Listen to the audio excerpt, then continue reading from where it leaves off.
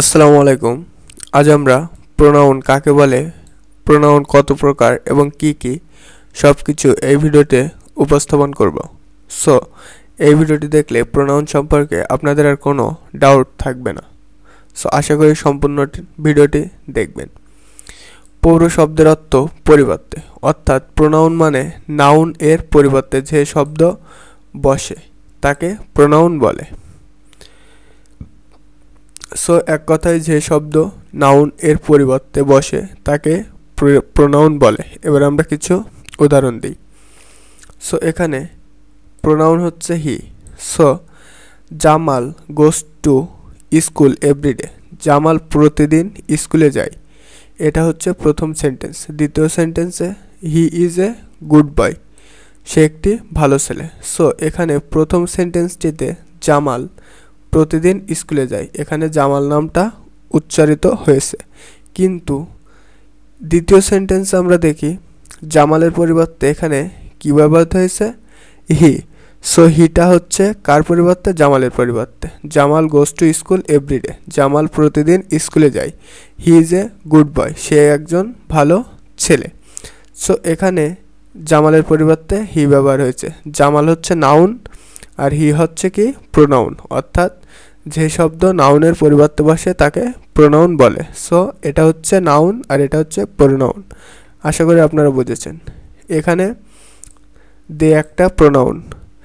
Rahim and Karim are two friends.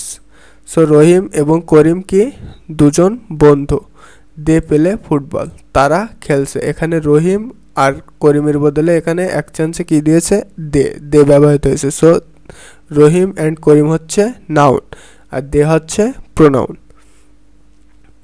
So এতক্ষণ যা বুঝিয়েছি সেটি এখানে লিখেছে। এখানে প্রথম উদাহরণে প্রথম বাক্যে সাবজেক্ট হিসেবে জামাল বসেছে, কিন্তু দ্বিতীয় বাক্যে জামালের পরিবর্তে হি বসেছে। সো জামাল হচ্ছে নাউন আর হি হচ্ছে প্রোনাউন।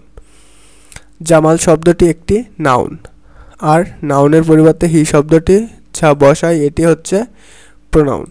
একইভাবে দ্বিতীয় উদাহরণে দে শব্দটিও একটি প্রোনাউন। সো এই ছিল করিম ইজ এ গুড বয়, করিম একজন ভালো ছেলে। He is also a good student. So এখানে করিমের বদলে হি ব্যবহৃত হয়েছে। করিম হচ্ছে নাউন, হি হচ্ছে প্রোনাউন। সো এবার আমরা কাইন্ডস অফ প্রোনাউন, প্রোনাউন কত প্রকার সেগুলো আমরা দেখব। Pronouns are of 9 kinds, they are as follows. Pronoun সাধারণত 9 প্রকার, সেগুলো হলো: 1. পার্সোনাল প্রোনাউন, ব্যক্তিবিশেষ সর্বনাম। 2. পসেসিভ প্রোনাউন, অধিকারমূলক সর্বনাম। 3. রিফ্লেক্সিভ ইমফ্যাটিক প্রোনাউন, আত্মঘটিত সর্বনাম। 4. ইন্ট্রোগেটিভ প্রোনাউন, প্রশ্নবোধক সর্বনাম। রিলেটিভ প্রোনাউন, সংযোজক সর্বনাম। রিসিপ্রোকাল প্রোনাউন, পারস্পরিক সম্পর্কযুক্ত সর্বনাম। ইনডিফিনাইট প্রোনাউন, অনির্দিষ্ট সর্বনাম। ডিমনস্ট্রেটিভ প্রোনাউন, প্রতিবাদক সর্বনাম। ডিস্ট্রিবিউটিভ প্রোনাউন, বিভাজনজনিত সর্বনাম।